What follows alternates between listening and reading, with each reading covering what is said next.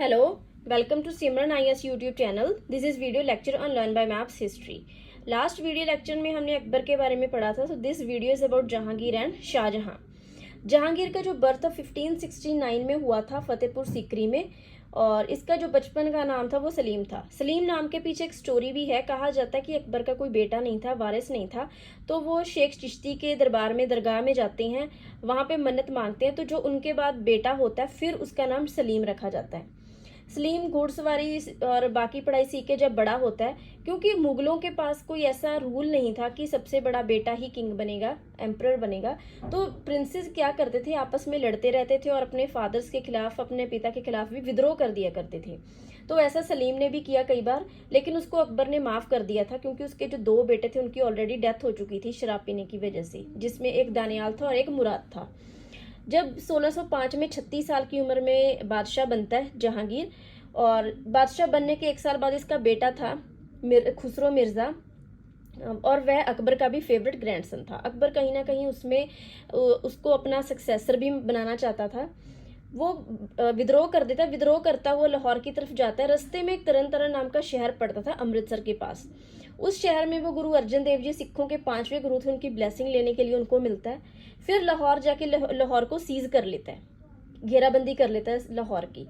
जहांगीर बहुत बड़ी आर्मी लेके वहां पे पहुंच जाता है, और बैटल ऑफ भैरोवाल, इसमें जो खुसरो था उसकी हार हो जाती है. उसको गिरफ्तार करके आगरा ले आते हैं. आगरा उसको लेके आते हैं, तो जो भी सिपाहियों ने खुसरो का साथ दिया था उनका बड़े ही बुरे तरीके से खुसरो के सामने कत्ल कर दिया जाता है. इसको भी पार्शियली ब्लाइंड कर दिया जाता है. तो गुरु अर्जन देव जी के पास ब्लेसिंग लेने गया था, तो जहांगीर के ऑर्डर पे गुरु अर्जुन देव जी के खिलाफ फाइन लगा देते हैं. तो जब गुरु जी फाइन देने से मना कर देते, तो जहांगीर क्या करता है, उनको बड़े ही तसीहे देके गर्म तवी पे बिठा के उनको शहीद कर देता है. बाद में जो उनकी जो बॉडी थी उसको रावी जो दरिया है उसमें बहा दिया जाता है. और इसने क्या करा, जो बेटा पार्शियली ब्लाइंड था उसको रखा गया, जो बाद में 1622 में उसका एग्जीक्यूशन हो जाता है on the order of Khurram. तो ईस्ट इंडिया, इस टाइम पे कुछ घटनाएं भी हुई हैं. जैसे ईस्ट इंडिया कंपनी का एक विलियम हॉकिंस थे, वो आते हैं. वो आ रहे थे एक्चुअल में क्योंकि पोर्टुगीज ने इंडिया में अपनी फैक्ट्रीज बना ली थी, ईस्ट इंडिया कंपनी एस्टेब्लिश हो चुकी थी, तो इनका भी कहीं ना कहीं पे एक था कि हम इंडिया में आए और यहाँ पे आके व्यापार करें. तो विलियम हॉकिंस ने भी कोशिश करी एक परमिशन लेने की, उसको परमिशन नहीं मिली. तो उसके बाद आता है sir Thomas Roe. Thomas Roe यहाँ पे आके 1613 में और 1619 तक इंडिया में रहता है, और ही obtain the permission to establish the factory at Surat. इसी बीच 1613 में पोर्टुगीज ने क्या करा, जो जहांगीर की मदर थी, और उसको क्या किया उन्होंने, जिसे मलिका हिंदुस्तान भी बोला जाता था, उसकी एक शिप थी. वो शिप काफी सारे यात्रियों को लेके हज के लिए मदीना की तरफ लेके जा रही थी. तो पोर्टुगीज ने क्या करा, उस शिप को सीज कर लिया. इससे काफी ज्यादा जो है कोहराम मच जाता है. बादशाह की मदर की शिप जो है पोर्टुगीज सीज कर लेते हैं. तो इसके बदले में आके मुगल्स जो थे उन्होंने दमन को सीज कर लिया था. जहांगीर जो था उसने 1611 में नूर जहां थी, जिसे मेहरुन्निसा भी बोला जाता था, उसे 1611 में शादी कर ली. अब नूर जहां जो है वो काफी डोमिनेटिंग थी. जितने भी बहुत सारे कहा जाता है कि फैसले जो थे नूर जहां लिया करती थी.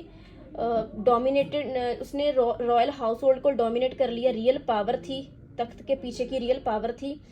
इसने क्या करा है, इसने जो आर्ट एंड कल्चर था, पर्शियन आर्ट एंड कल्चर, उसको काफी ज्यादा कोर्ट में एनकरेज किया.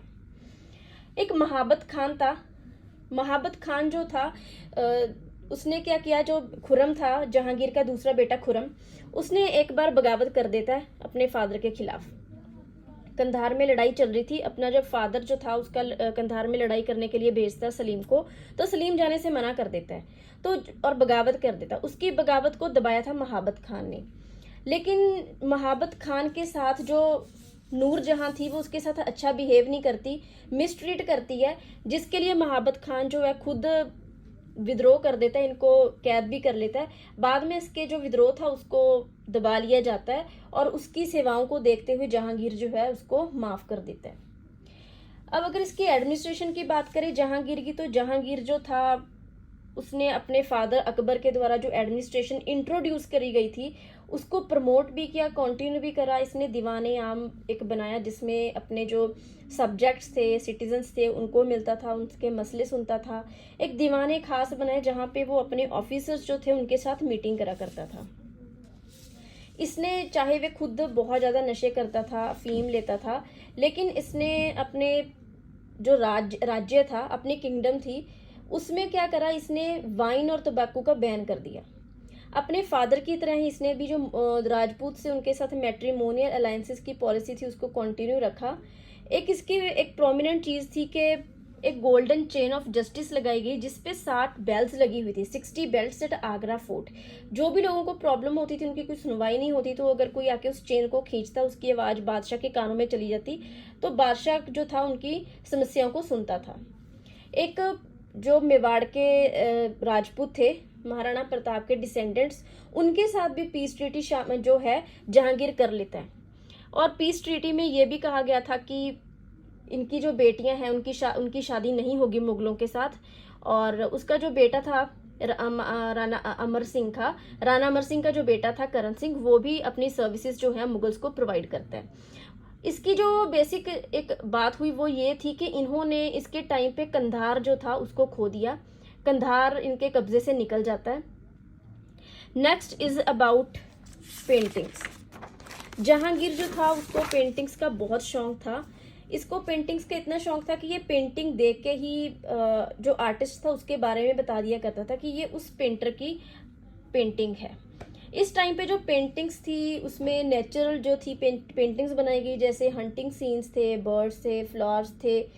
उस्ताद मंसूर था जो फ्लोरल पेंटिंग्स करा करता था, एक था अब्दुल मंसूर। इसने अपनी ऑटोबायोग्राफी लिखी है जिसका नाम है तुजुक जहांगीरी या फिर जहांगीरनामा, इसे पर्शियन में बोला जाता है। अगर आपको याद हो तो इससे पहले जो मुगल बादशाह थे जिसने अपनी ऑटोबायोग्राफी लिखी थी वो था बाबर, उसने तुजुक बाबरी लिखी थी। जहांगीर ने अपनी कैपिटल जो थी उसको वो लाहौर को बनाया।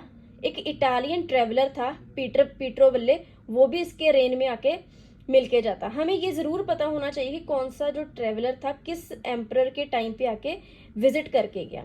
1627 में डेथ हो जाती है इसकी और इसको शहादरा जो लाहौर के नियर था वहां पे दबा दिया जाता है। नेक्स्ट जो किंग है हमारा वो शाहजहां है। शाहजहां का बचपन का नाम था खुर्रम, बाद में शाहजहां के नाम पे रूल करता है। इसका भी जन्म लाहौर में हुआ था 1592 में। जहांगीर और जगत गुसाई का बेटा था। इसने इसके टाइम पे एक तो इसने डेक्कन जो था साउथ इंडिया, वहां पे काफी कैंपेन्स इसने लेके गया और अहमदनगर की जो फोर्सेस थी उसको हरा देता है।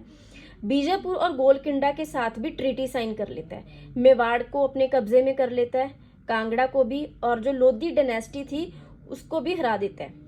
जहांगीर जो था जहांगीर ने इसके बेटे को, अपने बेटे शाहजहां को शाहजहां बहादुर का टाइटल दिया था। शाहजहां ने जो मैरिज करी थी अंजुमन बानो बेगम के साथ, बाद में इसका जो नाम था मुमताज महल पड़ जाता है।